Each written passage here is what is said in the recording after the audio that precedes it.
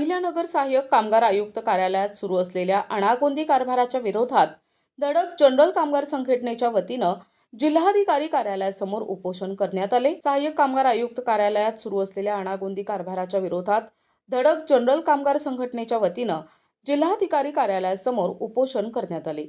मनमानी पद्धतीनं काम करणाऱ्या बेशिस्त कर्मचारी अधिकारी यांच्यावर सेवा हमी कायद्यानुसार सेवा शर्तीचा भंग केल्याप्रकरणी दप्तर दिरंगाई कायद्यानुसार कारवाई करण्याची मागणी यावेळी करण्यात आली।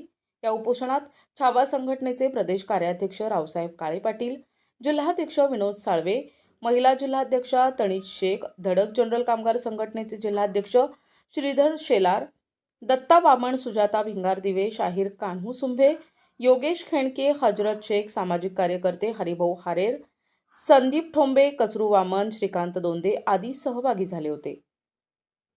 जिल्हाधिकारी कार्यालय येथे धडक जनरल कामगार संघटनेच्या वतीने बेमुदत उपोषण आंदोलन सुरू केलेले आहे। यामध्ये कामगारांच्या संदर्भामध्ये कामगार कार्यालयाकडून कुठलीही ठोस कारवाई केली जात नाही। या संदर्भामध्ये वेळोवेळी संघटनेने कार्यालयामध्ये जाऊन भेटी घेतल्या, तक्रारी संदर्भात चर्चा केली, परंतु कुठलीही ठोस कारवाई करत नाही।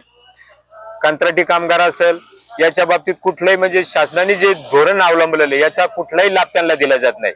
आणि जो याच्या विरुद्ध जो आवाज उठवतो, पेमेंटचा विषय असेल, कुठला जो त्याच्या लाभाचा विषय असेल, त्याच्या संदर्भामध्ये तर मग त्या कर्मचाऱ्याला घरची वाट दाखवली जाते।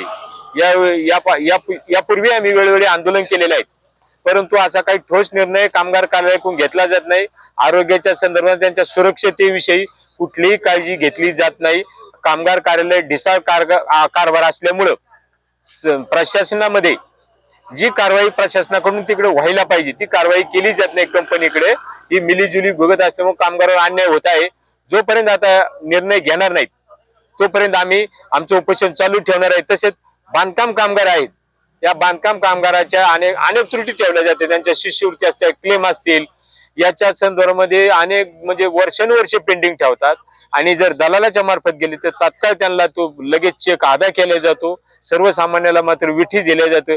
दलालाची नोंदणी बी तात्काळ होती, मात्र जर सर्वसामान्य जर कामगार असेल त्याला ग्रामपंचायतच्या नोंदणीची बी अडचण आहे। त्यांनी नोंद केल्यानंतर सुद्धा हे कामगार कार्यालय त्याच्यात कुठलीही म्हणजे बदल करायला तयार नाही।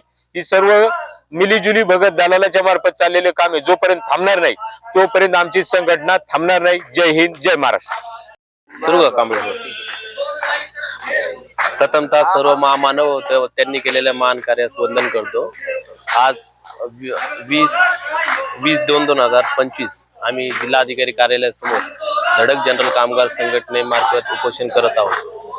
तिथे नगरचं जे नवीन ऑफिस तयार झाले ते सर्व नोंदणी वगैरे ते त्याच ऑफिसला करतात, परंतु सर्वसाधारण माणसाने जर शिष्यवृत्तीसाठी किंवा नवीन ऍप्लिकेशन केलं कामगार रजिस्ट्रेशनसाठी, त्यात अनेक त्याच्यामध्ये ते त्रुटी काढतात आणि त्यांचे अर्ज अनेक महिने पेंडिंग ठेवतात।